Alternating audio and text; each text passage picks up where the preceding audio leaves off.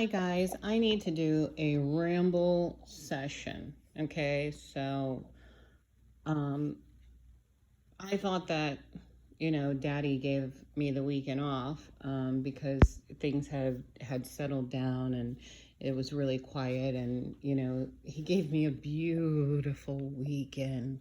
Oh, it was so beautiful. Um However, where God ends the conversation is where he's going to pick it up again. So, that my channel has been about as in the days of Noah, and there are over, I think, 900 videos on this channel. However, I have made most of them private. So it only shows about 97 at this time. Um, your girl's been busy. Your girl's been busy. Okay. Um, but what was I saying, Dad?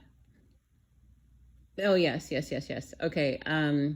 So I thought he had given me the weekend off, but this channel is about as in the days of Noah and discovering what was going on in the days of Noah. Why? Because it relates to what's going to be going on when Christ returns. Okay. And as I have walked this beautiful, fun, exciting, mind-blowing journey with our Father, who art in heaven, okay, and his Son, and the angels, the holy angels,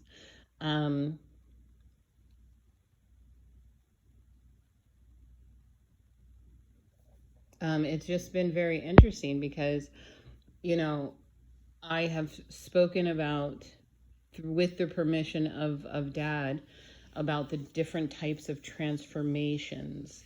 And I tell people, that I have gone through many transformations. I tell you, I am not the same as, 2 months ago. And it's hard trying to explain that to people, okay? But it's interesting that the topics of conversation are starting to come out in the movies. And so I did not know what I was going to go see. Hello, my love baby. I love you. You're so pretty. Why are you so pretty? You're just so pretty. Okay, sit. You can't sit on my lap right now, babe. I'm doing a video.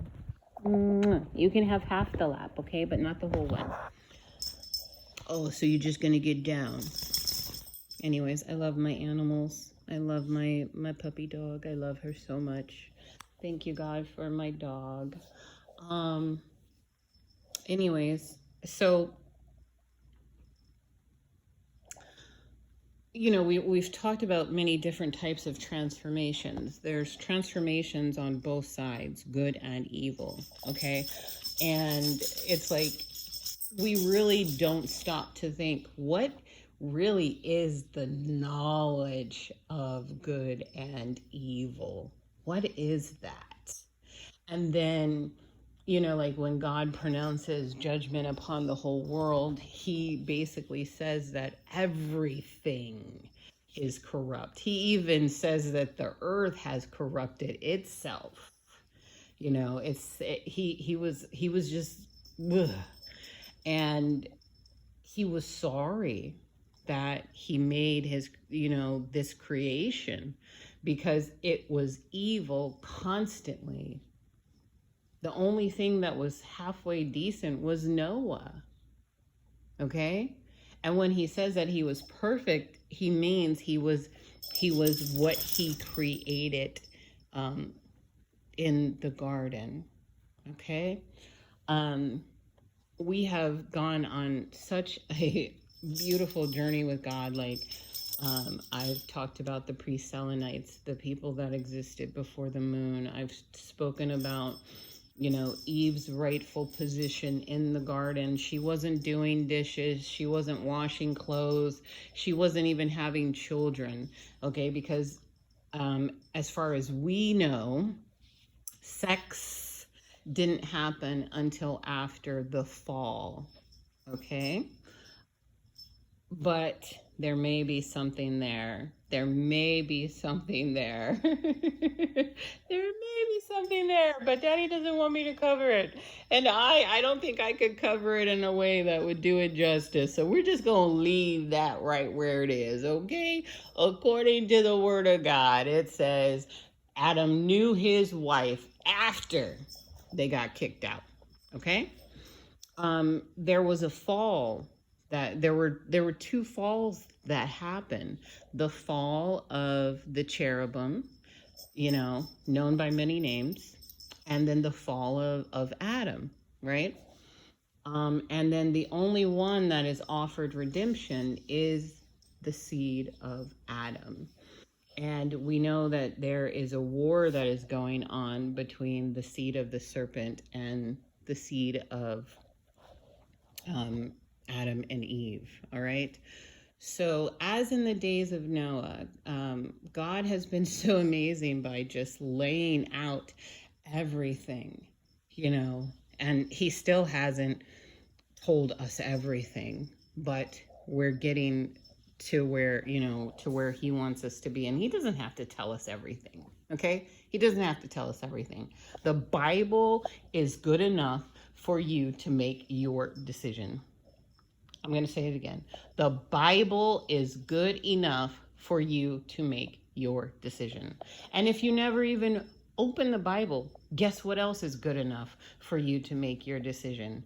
Creation. Open your eyes. Look at the stars. Okay? They tell you the story that is in the Bible. Also, Daddy wants me to remind you that it does say in His Word, if all was written, the world could not contain it. So I have been thinking about this for a while. I just didn't know how to present it. But I have to now because, I went to the movies. It's a ramble, y'all. Okay, so I went to the movies, right? And I didn't know what I was gonna see. And I was like, Daddy, okay, I'm going to the movies, but what am I gonna see? What's going on, And I did not know until I got to the counter. And, I asked the lady, what about this and what about this? And she was like, well, if you go see this one, you're gonna be in the theater by yourself. And I said, boom, well, that's the one I wanna go see, right? Duh. Because I don't want to be in a theater full of people. So I went to see The Watchers. And I had been meaning to go and see it, right? But I have, my moods and everything, and I have to be in the mood to go and watch. Okay? And it was very expertly done. Of course it was. It's M. Night Shyamalan's daughter, right?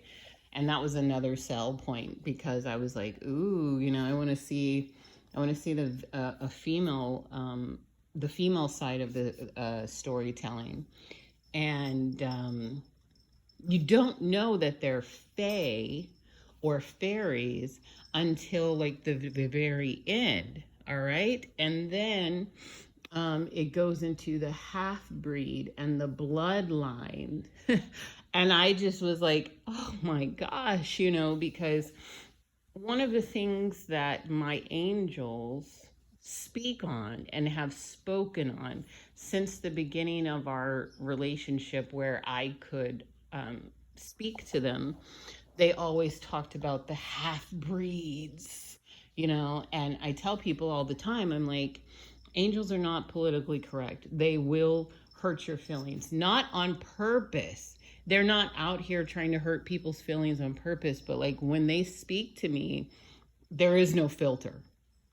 They call it as it is, and it is what it is, and I'm not going to tell them hey, you need to be a little softer and this and that. No, boop, no, mm-mm. And if they speak that way, imagine how much firmer God is.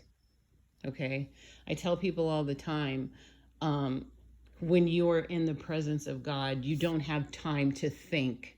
So those of you that think you're going to be able to trick God and manipulate him as you do men and be like, oh, well, I'm a good person. No, no, no. When you stand before the God, the Most High God, the creator of the universe, the creator of everything, the one that has given you life, the answers come from a place of truth. You can't even hold them back. It's out your mouth before you have a chance to think about it.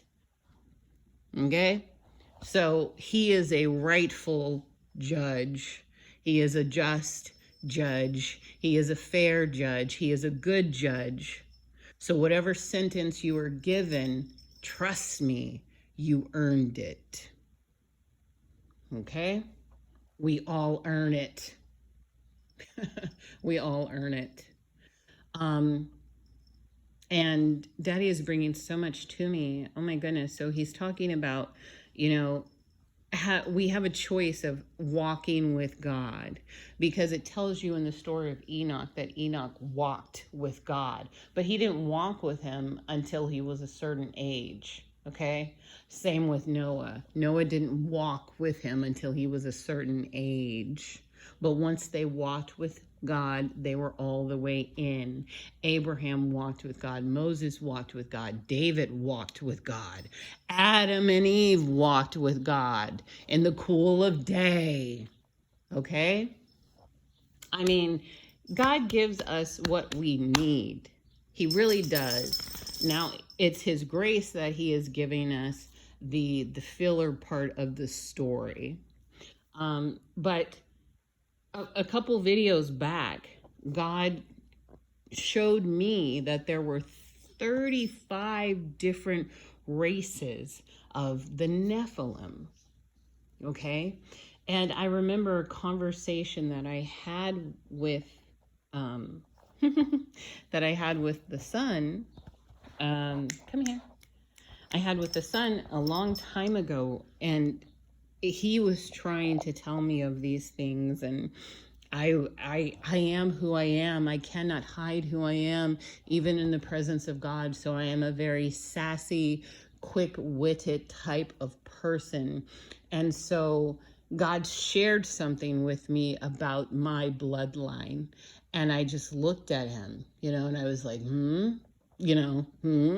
what? What? But you're not going to tell God, like, hey, you're lying. That's not true. Blah, blah, blah. He was there. He knows. He knows better than I do. I just said, oh, okay. And then, and just, because God is very fun. He's fun to be with. He's fun to have a relationship with. He has the best personality of anybody. So in jest, he says to me, you don't even know what human is. You can't tell what's human and what's not. And my little sassy, quirky, quick-witted self, I said, yes, I can. Yes, I can. Yes, I can. And again, he laughs. He laughs at me a lot. Not like making fun of me, but just like, oh my goodness, like she is hilarious. Okay. And he called me a diamond. Anyways. Oh my goodness. Anyways, focus. I'm just telling you, like, when you get loved on by God, like, oh my goodness, like, it does something to you.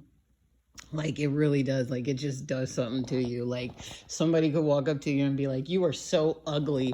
You are disgusting. You are this, you are that. You're never going to amount to anything. And all it takes is one word from Daddy. He says, do you know that you're a diamond?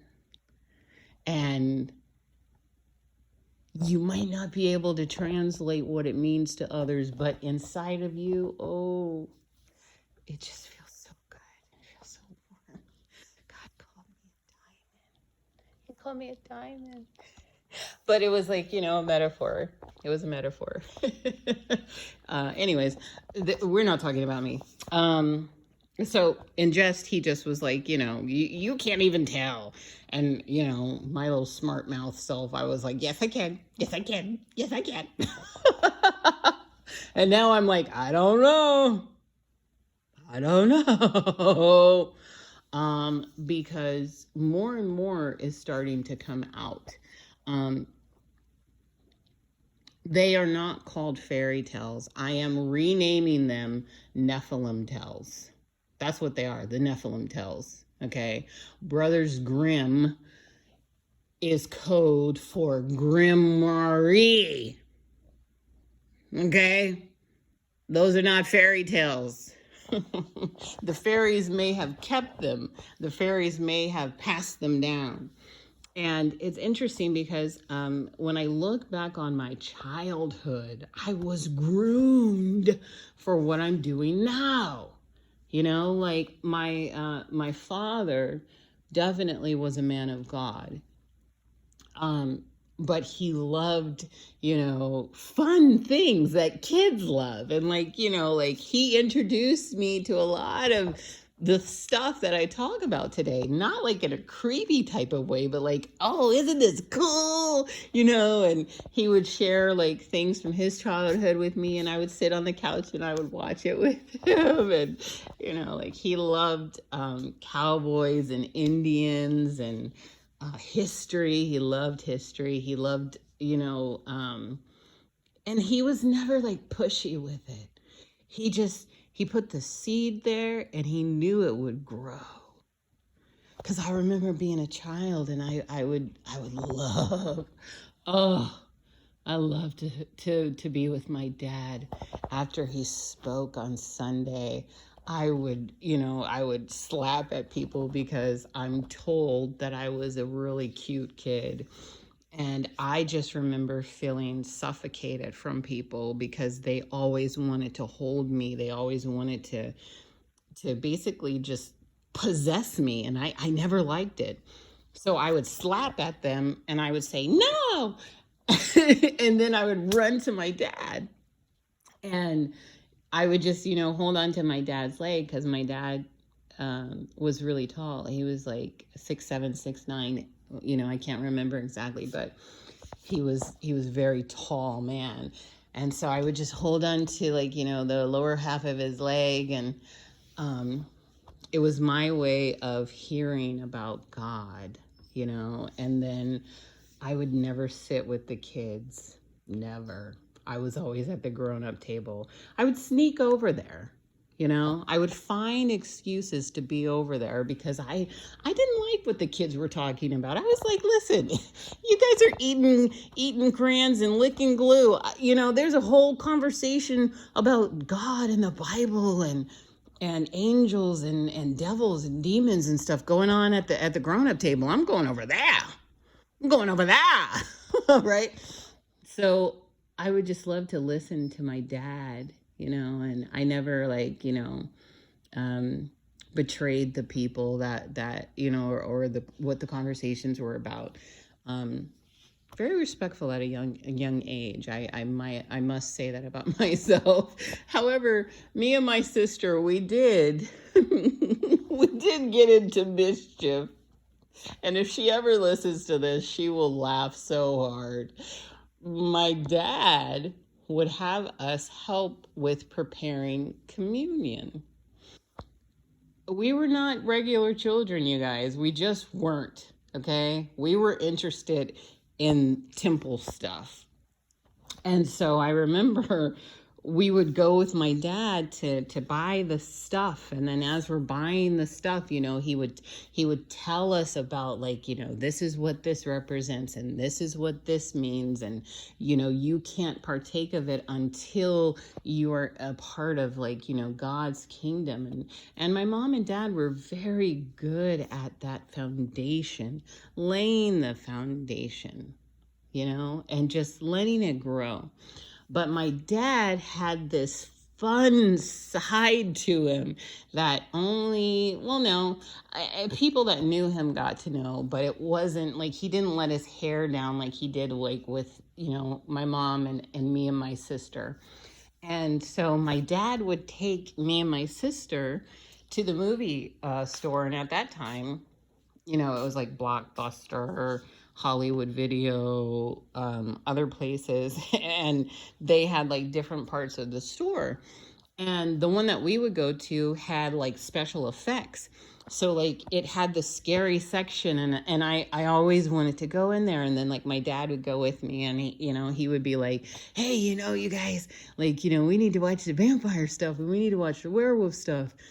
And me and my sister, well, like, I wasn't afraid. My sister was kind of afraid sometimes, but I wasn't. And I liked haunted houses, and like one of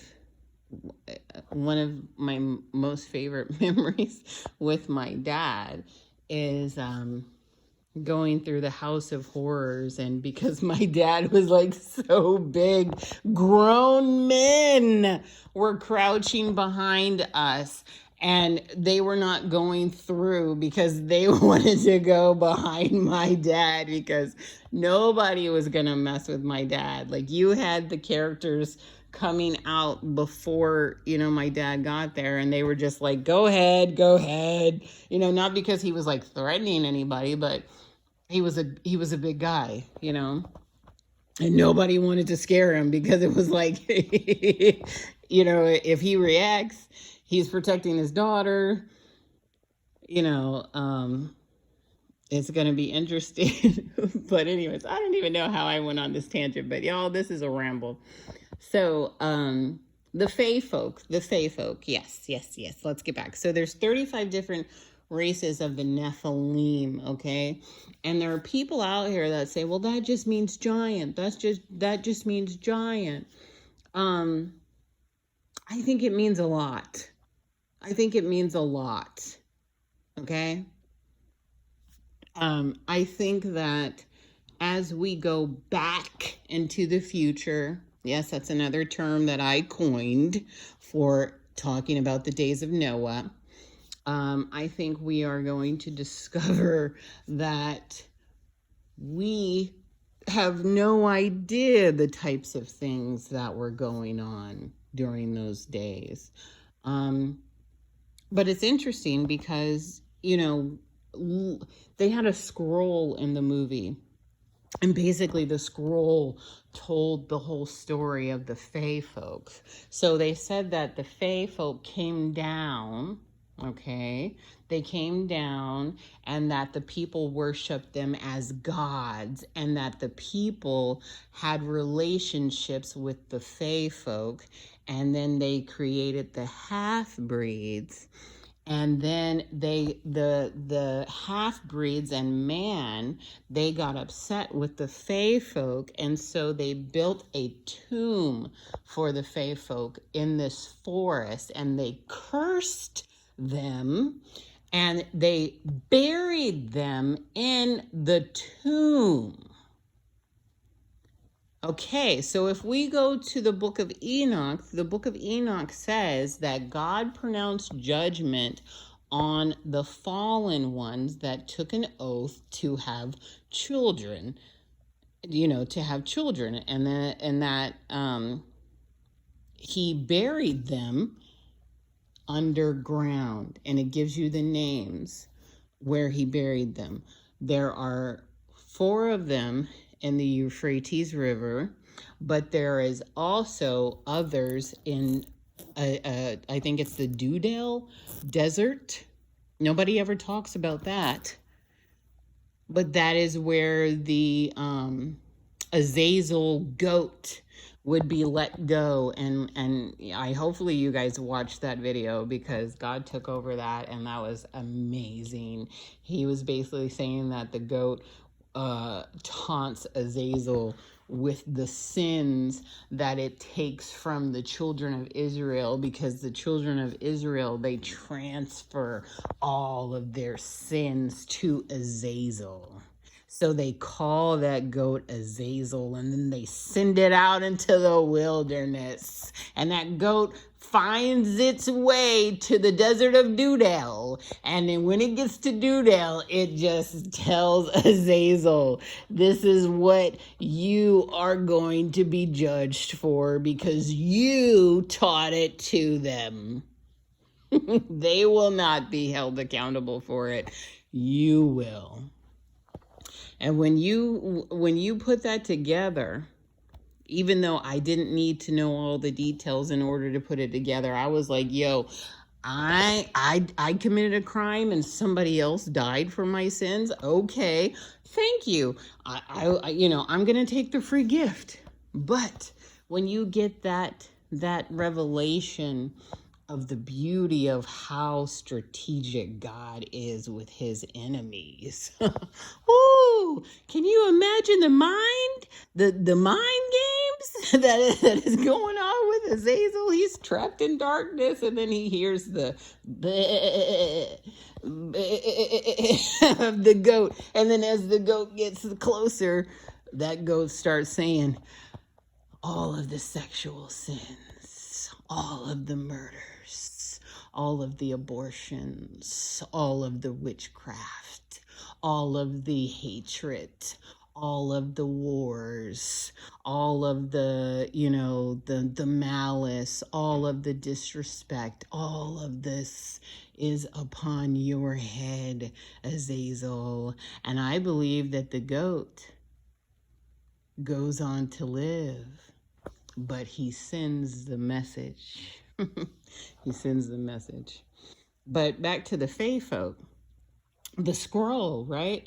So they basically were saying that the Fae were trapped in this forest and couldn't leave.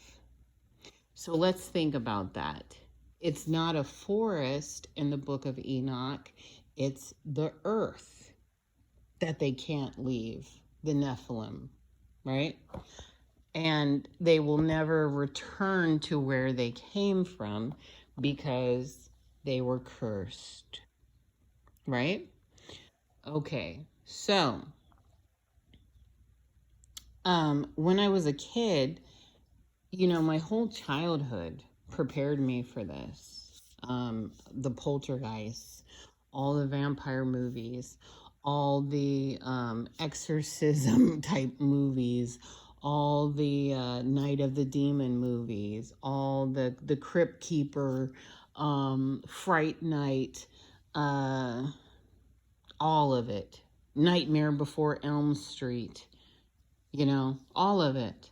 Not just that, Legend, the Muppet movies, the Jim Henson movies, the Lord of the Rings, the elves and the Last Unicorn, and I could go on and on and on and on. Even Pinocchio, the Disney stuff, it was a retelling of the Nephilim tales, of the Fae tales. Now, we cannot say that all fays are evil because there are legends of there were fairies or fays that cried when Christ was crucified. And you can find fairy stones, which are basically shaped in the shape of a cross, and those are known as fairy stones or fairy tears. That's the legend in those parts about those stones. If you find one, you basically found a tear of a fairy, but it happened at the death of Christ. And then God, on my way home, we were speaking on strange flesh, because Sodom and Gomorrah, it's been taught wrong. They always want to talk about the homosexuality part of it. It's deeper than that. And I'm not saying that homosexuality is not against whatever, but I'm just saying the story of Sodom and Gomorrah is deeper than that. The strange flesh is pointing to something other than the flesh that you have. Okay? All flesh ain't the same. And God is telling me right now, he's saying, tell them when I spoke about and they were given in marriage and they were marrying.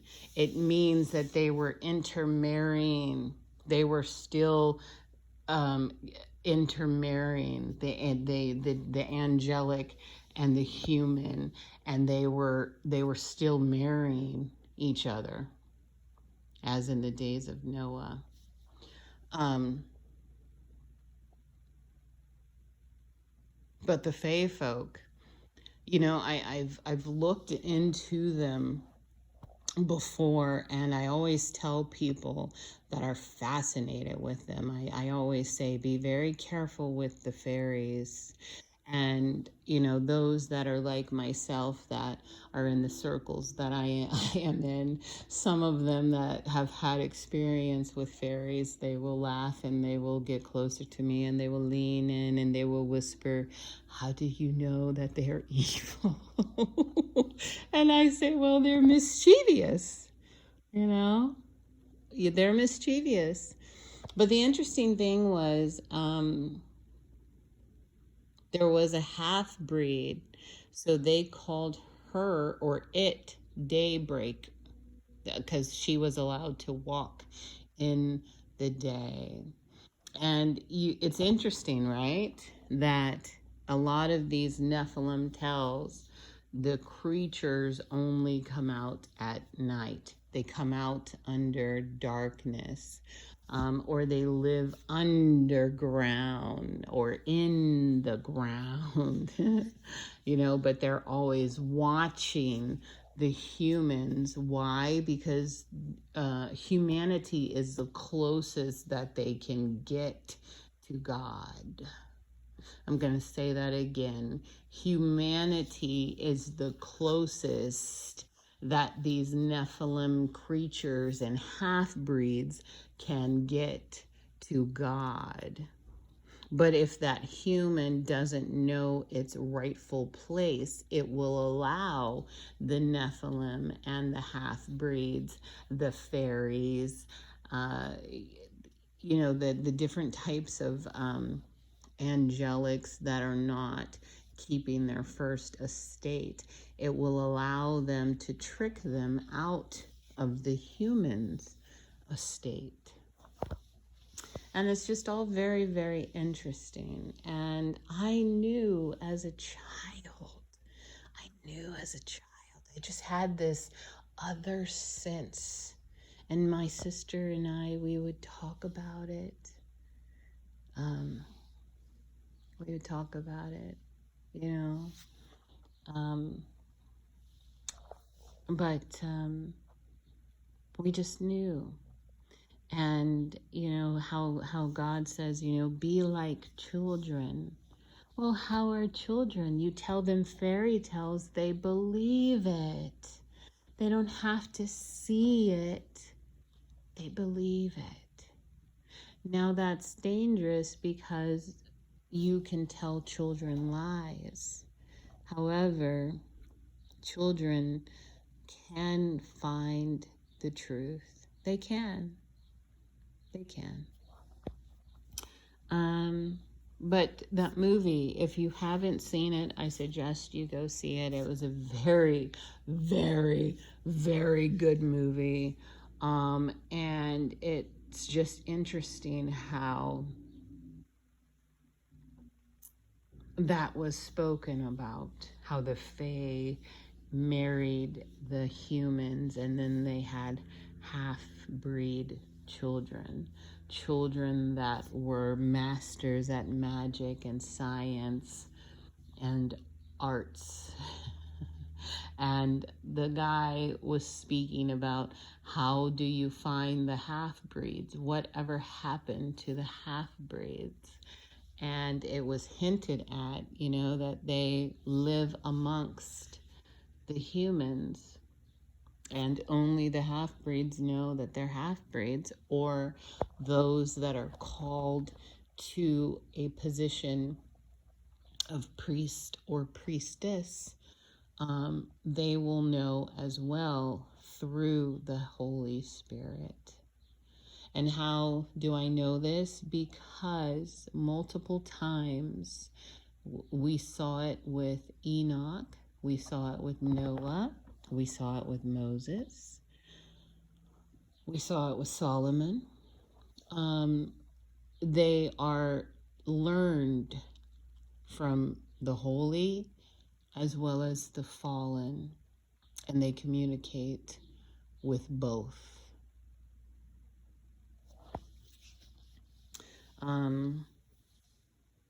I have a feeling that I will be doing something deeper on this subject.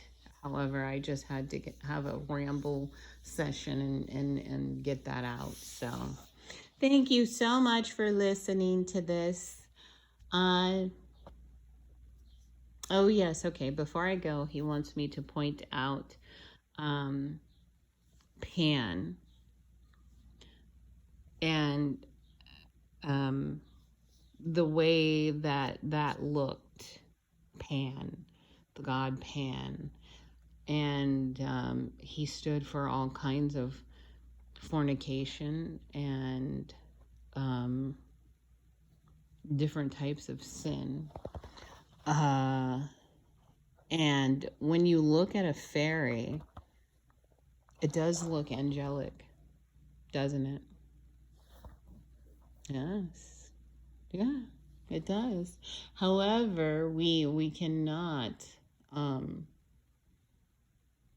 we can't focus too much on the wings because they can appear with or without them.